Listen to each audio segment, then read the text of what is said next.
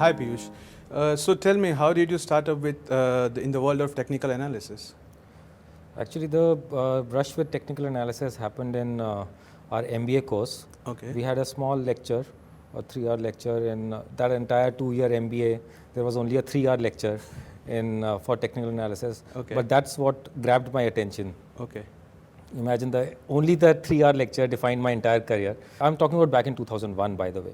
Okay. So back then there was hardly any understanding. The TV really was only talking about news and structure.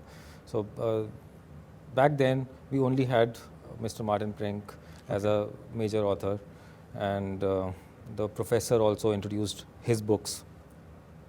I remember going to Old Delhi Street and getting his book, Technical Analysis Explained. Okay. And that was the beginning of the journey. I assume that your strength is into Elliott waves. So Elliott wave itself is a bit of complex art, as many people say. What is your take on it? Okay, Elliott wave did not really happen in my life right away after I started going with the flow on technical analysis. Okay. I started with the normal flow of indicators, as everyone starts with. People think that the holy grail is in the indicators, and absolutely it's a wrong path. In my opinion, it's a swirling path. You keep on getting lost. Okay. But how it happens is that once I understood the classical patterns, Okay. I tried understanding the crowd psychology.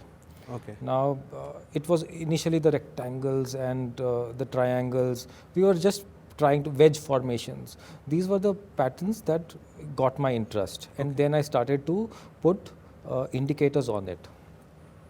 But sometime in 2007-8, Okay. I started reading about Elliott wave. It was initially very difficult to understand because there were far too many rules, guidelines and everything.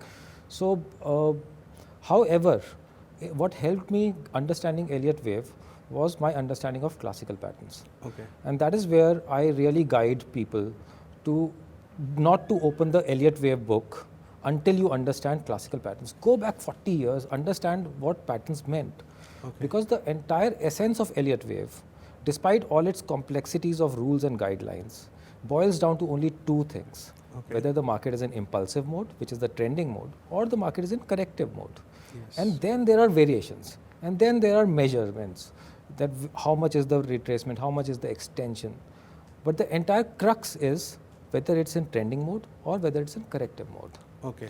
So do not open the Elliott wave book until you get the corrective or the classical patterns Once you right. realize that it is into which mode, then it becomes much more easier. Understand classical patterns first. Okay. Understand the crowd psychology first. That's a great insight. Yes. Do not start the wave counts.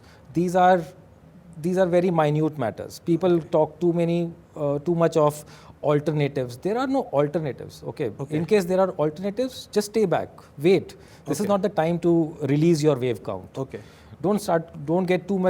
Don't give such a very long picture. It's always good to go ball by ball. Okay. Because things keep changing. It's a dynamic market. Absolutely. I think most of the traders in our community take it the other way. As you say, you need to go back 40 years back. Right. But in today's world, most of directly jump into the impulse and the corrective, and they dramatically fail. Yeah, at a lot of analysts become very impatient about the wave counts. They want to come up with the targets and Yes. right now. But that is not the way. Okay. That is an entirely wrong approach. Okay.